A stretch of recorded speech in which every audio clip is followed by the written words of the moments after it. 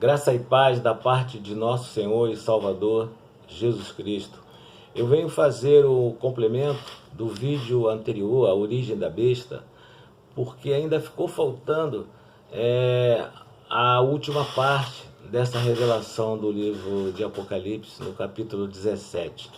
E também porque o vídeo, pedi até desculpa a vocês, porque o vídeo ficou um pouco longo, mas não tinha como fazer um vídeo mais curto diante de um assunto tão vasto, e ainda ficou um complemento faltando, que eu vou estar fazendo nesse vídeo.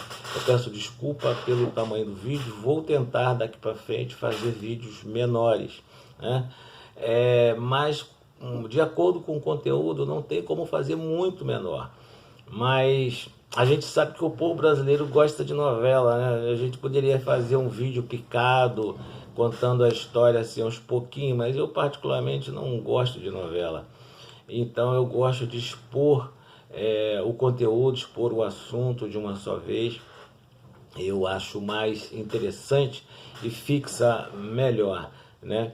Então vamos estar falando hoje do complemento desse último vídeo, a origem da besta. Nós falamos sobre os montes, né? Sobre as 7 cabeças, mas ficou faltando falar sobre os 10 chifres, as 7 cabeças representando os 7 montes, lá do Vaticano, que eu falei, de Roma, e também os 7 reis, né, que foram levantados após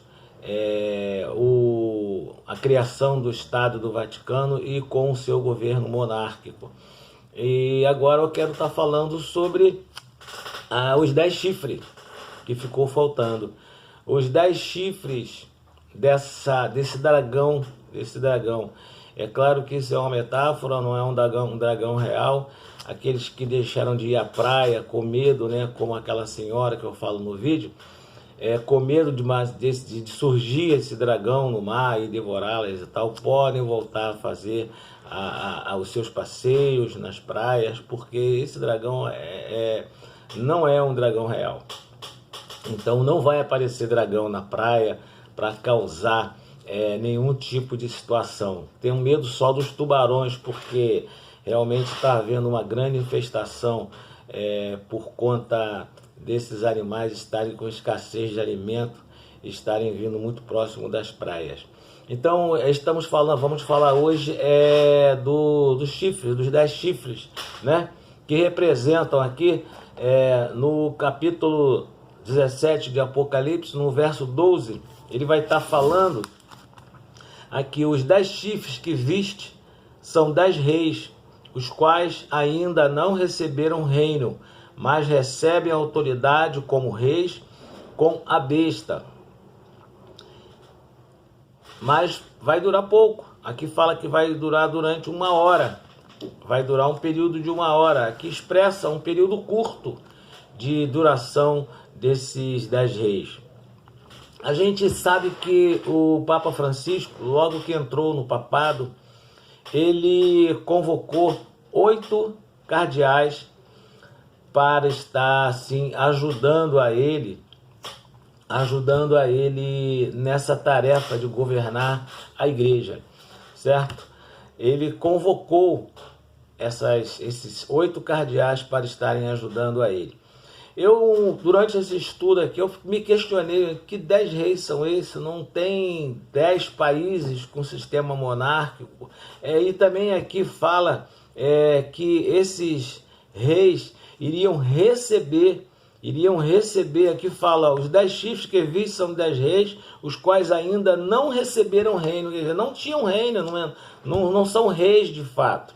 Eles passarão a ser reis por nomeação da besta. Então, a besta é que vai dar autoridade como reis durante 1 hora para eles. Então, na minha análise, que eu entendi foi isso: os 8 cardeais de Francisco vão ser nomeados papas também, e vão compor os 10 reis com Francisco e com a besta.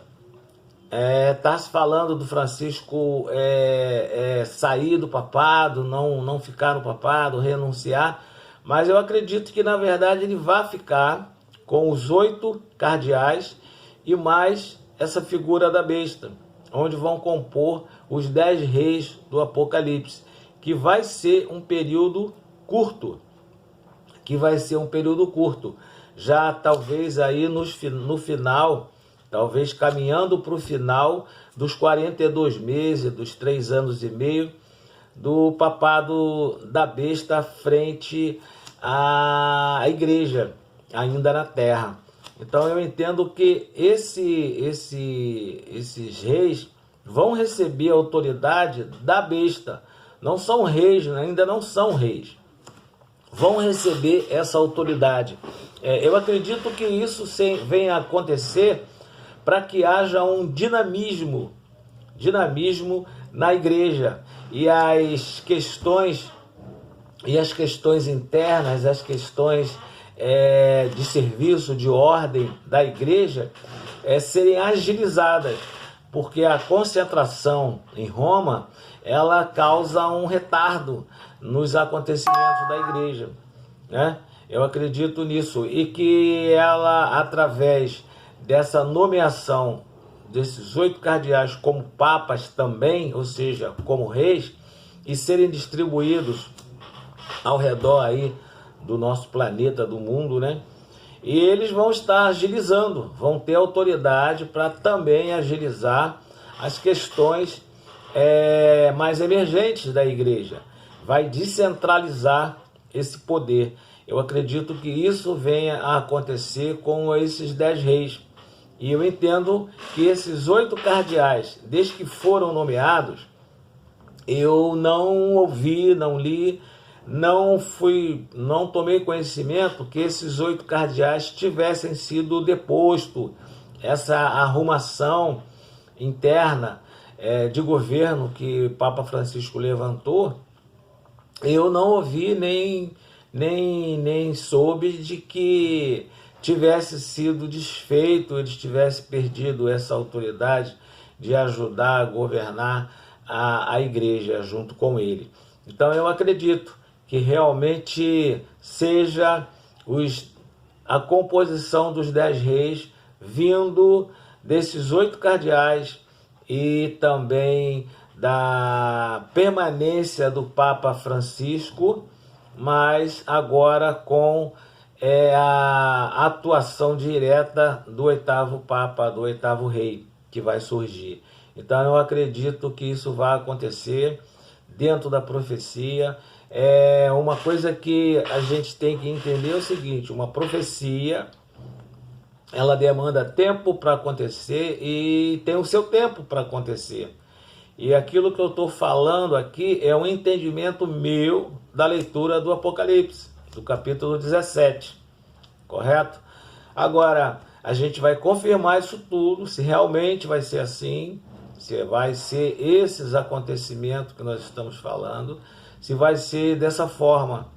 Sendo dessa forma, a nossa leitura está correta. Se houver alguma modificação nessa situação, a gente vai ter que entender que fez uma leitura errada. Mas a gente entende entende que essa leitura que estamos fazendo tem muita probabilidade de ser assertiva, porque já está encaminhada. Porque de onde surgirão esses 10 reis? De onde surgirão esses 10 reis? Se você pesquisar, você não vai encontrar países que tenham já um sistema monárquico atuante. Você não tem grandes reinos. Então, e aqui no capítulo 12, no versículo 12, né, ainda fala que eles não tinham reino. Então não está se falando aqui de países monárquicos, de reinos, não está se falando.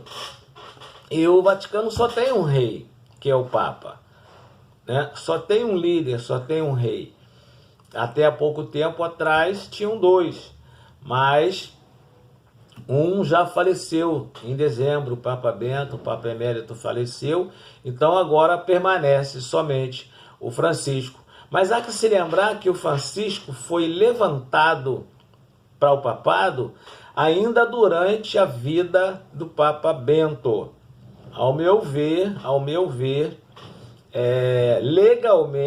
legalmente, o Papa Francisco, ele quando foi levantado durante o papado de um rei ainda vivo, há que se questionar essa autoridade. É claro que um governo não pode ficar sem um líder, sem um país, um governo não pode ficar sem um líder.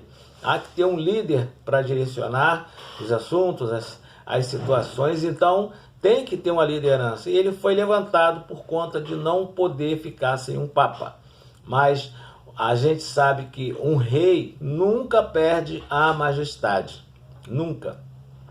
A gente sabe que nas grandes guerras, aquilo quando um reino era invadido, o rei e o invasor, ele mata o rei e todos os seus filhos, todos os seus descendentes, para que não haja e não fique ninguém vivo para mais no futuro virem a reconquistar ou reassumir o reinado do pai do rei falecido. Então, isso acontece e aconteceu nas grandes lutas. A gente vê isso, a gente sabe de Absalão, que quis matar Davi para assumir o reino. Então, isso é bem entendido, que um rei, ele só perde majestade quando morre, e por isso os invasores tratavam de matar o rei e os seus descendentes, para que ninguém no futuro reivindique, né, esse reinado.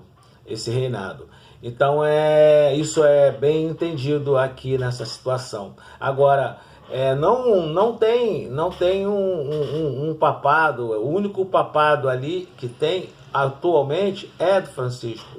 Ele recebeu esse papado, muitos da igreja dizem que 50% não aceita esse papado por conta realmente do Francisco ter assumido ainda durante a vida, né, do Papa Bento, e se entende que um Papa nunca perde a sua majestade como rei antes de morrer. Nunca houve isso, nunca aconteceu um Papa assumir quando o outro ainda está em vida, né? Então, essa questão é bem esclarecida aí. Vamos aguardar e ver o desfecho, porque eu acredito que isso tudo esteja muito próximo de acontecer. Acredito que o refúgio que é o Brasil para o tempo dessa perseguição, que o capítulo 13 fala da perseguição da besta, ele estando instaurado, ele estando bem alicerçado nas suas questões, o povo de Deus tendo esse refúgio como garantia, eu acredito na vinda e na manifestação dessa besta. Vamos aguardar e vamos ver o que o futuro nos reserva, sabendo que nós vamos estar sempre sendo vitorioso, porque no verso 14 aqui desse capítulo 17 fala: pelejarão eles contra o Cordeiro, e o Cordeiro os vencerá. Pelejarão eles contra o Cordeiro. Quem? Os 10 reis. E o Cordeiro os vencerá, pois o Senhor dos senhores é o Rei dos reis. Vencerão também os chamados, eleitos e fiéis que se acham com ele. Ou seja, irmãos, nós não temos como perder nenhuma batalha quando temos Cristo como nosso general à frente das nossas lutas, das nossas batalhas. Coloque isso na sua mente, não deixe que o inimigo tire esse entendimento de você. Você é um vencedor, jamais foi gerado para perder, jamais foi gerado para estar em situação de derrota. Quando você se encontra numa situação de derrota, é porque a sua mente não foi capaz de entender que você é filho de um rei poderoso e que numa batalha nunca teve a chance de derrota, sempre teve a chance da vitória e sempre foi vencedor. Nós não vimos em lugar algum, em tempo algum, Cristo sendo derrotado.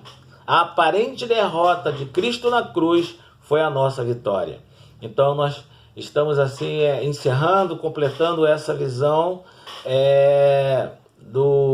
da origem da besta, e queremos agradecer a cada um de vocês, aqueles que viram os nossos vídeos, que estão vendo os nossos vídeos. Eu peço que você compartilhe, ative lá o sininho, se inscreva no canal, porque nós vamos estar ainda colocando outras situações, outras revelações da parte de Deus. E sempre que houver alguma coisa nova, você vai estar recebendo aí, se você se inscrever e ativar o sininho. Dê o seu joinha se gostou, e Deus nos abençoe em nome de Jesus.